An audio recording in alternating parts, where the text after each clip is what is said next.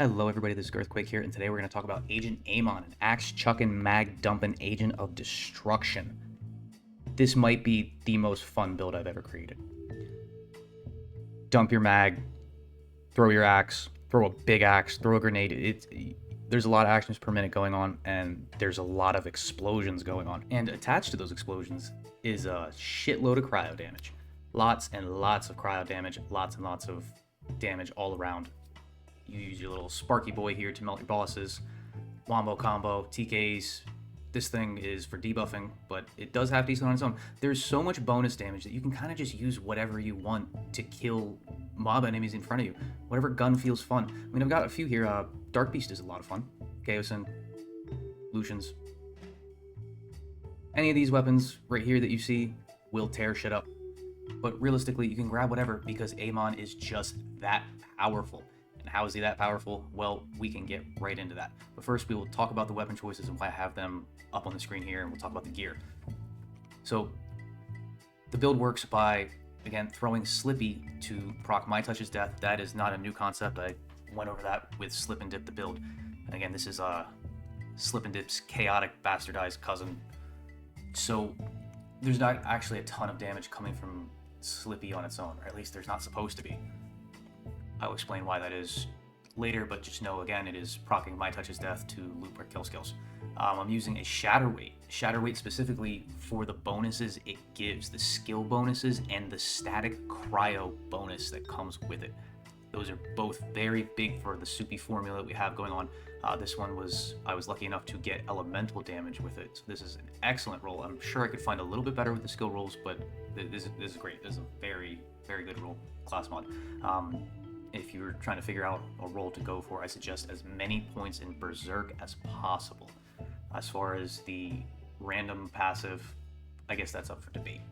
There's quite a few you go for. But moving on, Watts for dinner. The bonus shock damage is up whenever you have an overshield. You will have an overshield up pretty often. You really only need the bonus shock damage when you're trying to melt a boss as quickly as possible. It's really not doing a ton. The big thing you want, though, is that Watts for dinner can roll with Amp. And Amp is an on-shot bonus. On-shot bonuses are what we want for Berserk, because Berserk doesn't actually get gun damage. Berserk doesn't actually get melee damage. It doesn't get either of those things. But what it gets is on-shot bonuses. Amp and Enhancement. You see here, Enhancement has quite a bit of damage. That underbarrel damage is considered on-shot. Enhancement gun damage that you see there is on shot. The gun splash damage is just gravy. That's not an on shot bonus. That doesn't help Berserk at all, but it's spicy. And then I've got the Mega Triple Bypass here. This one has Amp. That's for bossing. You could get cooldown in there. You could get damage dealt. That's pretty flexible. Amp is really only for melting vault bosses. So that is the equipment. Guns. Wombo combo is top tier. I love this weapon. It's so much fun. TK's Wave. The Whiskey Foxtrot. I use this for a debuff with bossing, but there are other options as well. Burt's Bees is the star of the show, though. This weapon is a little out of band. That taser is what you see doing the big bossing damage. You hit the enemy, whoever you want to die, with that taser, and it is actually gun ticks. It acts like a dot. It acts like a status damage, but no, those are guns. Those are little tiny bullets that are attached to the enemy. And they get all the goodies that bullets get, namely the Berserk cryo damage that I've been talking about. Now, with this build, Berserk cryo damage gets kind of crazy. The card lists it at 30% at 5 out of 5. This build takes it over 700%, and we'll talk about that soon. So, to get into the firmware, heating up here, that is 1 out of 3 for the reload speed, nothing more. I like it, it's convenient. That's not needed. It's not really 100% necessary. However, you could make this high caliber and get a little bit more on-shot gun damage, but it's not that big a deal because you already have 75% from this alone. So then the rest of the firmware, that is going to be bullets to spare for the fire rate. Fire rate in this game acts as a mult to your DPS. It is one of the best mults out there for your guns because we have such a soupy formula. Any fire rate you can get goes a long way for your damage, especially when we are using weapons like the Wombo combo, or I don't have it equipped, but the Chaosin. Dump these stickies real fast and reload, and it goes off quicker, killing mobs faster. Lucian's Flank, alt fire gets the bonus damage from the underbarrel.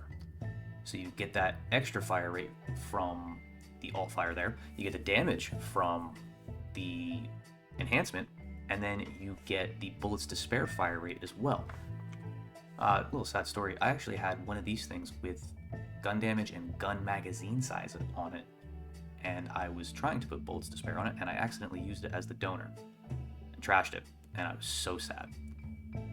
Anyway, getting into the skill tree. Like I said, this one goes all in on red. There's a lot more red here than in Slip and Dip, and the skills have been moved around a little bit to compensate for the pure focus on guns rather than ordnance. So starting right off, Impetus, this is for move speed for bullet train, the specialization, to get some gun damage going, because Amon doesn't have a lot of soup in his actual skill tree. This is just to move down Discombobulate. I figured it would be the best thing to get the occasional crits on the axis, which will kill trash mobs. You get that crit, it'll kill things. Gut Punch. This will get procced by Slippy. Since it is a 60% from melee and 30% from ordnance, you'll almost always get it from Slippy all the time. Your axis can also proc it. And then just to move down the tree again, I put 2 points here. This isn't super important. This is flexible. I figured it was the best spot though, because that skill damage does go towards Berserk. 2 points here to get yourself overshield for Watts for dinner and keep yourself alive. 3 points here because get yourself some gun soup. It's not great, but it does get you skill damage through specializations, which, again, I keep saying skill damage. That's all because of Berserk. Berserk is skill damage. That 48% bonus cryo damage will then get There Is Only Red, which is a kill skill, which will get My Touch's death. So this turns into 7 times 48% as your base cryo damage. It's a lot. It's 336% cryo damage on your guns and your melee. Now, it doesn't get gun damage, it doesn't get melee damage, it does get skill and cryo damage, though. And since specializations allow us to funnel gun damage into skill damage, it technically gets gun damage. So that's why we pump gun damage through the specializations, again, to pump the skill damage, which will pump this in turn. It's a pump fest. Pump everything, pump everyone. And then on the other side over here, Catastrophe. This is global crit chance. It will make anything and any instance you do have a chance to crit, from your guns to your dots. Now, to be fully transparent, these fake crits do not get card crit. That means if you're using a Jacob's weapon for example, or you have a critical passive on your class mod, they will not apply when you get these Catastrophe crits. However, Catastrophe cannot proc on a true crit. So all it is just helpful for to give you an extra buff on anything that's a body shot. Dragon's Breath, this is for your tasers. It does almost nothing for mobbing, unless you're using TKs and you want to make it fire. The damage gets split by 10, so it's really not doing much damage-wise for TKs, but you do get the incendiary conversion. Electrical Fire. This is for Catastrophe, and because I had 1 skill point left and it seemed like the best idea, since the taser will shock the boss you shoot, it'll make a fire dot, and then you get extra skill crit. Now, Catastrophe crits are fake. They do get the skill crit bonus, though, and skill crit is chunky. In the Cybernetics tree, we have Gathering Storm for the elemental damage. This did just get buffed, so it's a little bit better than it used to be. It's whatever. I mean, that's 45% elemental damage. It's a fair bit of soup. Executioner, this is skill crit. That's actually 40% crit damage because skill crit gets used twice. And then when you deal melee damage, which we will be all the time, it's actually 80% crit damage. The formula's funny. This formula sucks. And then there's nothing in blue. I managed to stay out of blue this time because this will give you lifesteal all the time. It's not the greatest survivability, but it's more than enough to keep you going. Moving into specializations. Bullet Train. This is to get gun damage while you're running around. You'll see in some of the bossing clips, I shot the boss up with tasers and ran. That will get you more gun damage from moving faster, which will in turn, because I am a gun, converts that to skill damage applied to your Berserk bonus damage. Tripwire, this will give you ordnance cooldown every time you throw an axe. Since the axes themselves are very spammy without any investment, you can simulate the ordnance cooldown that I used to get from Blue Tree on Slip and Dip. Instead, that comes out of specializations. Really, this is for gun damage. You are going to be dealing a lot of little hits all the time, as opposed to slip and dip, which is one big hit after the other, so it wouldn't be good at stacking it. Instead, you're going to use really this and have the gun damage, which will then in turn become skill damage. So you can use specializations alone to provide yourself with probably, I haven't mathed this out, but I would guess over 100% gun damage, which will probably give you then 50 to 60% skill damage, which applies to Berserk.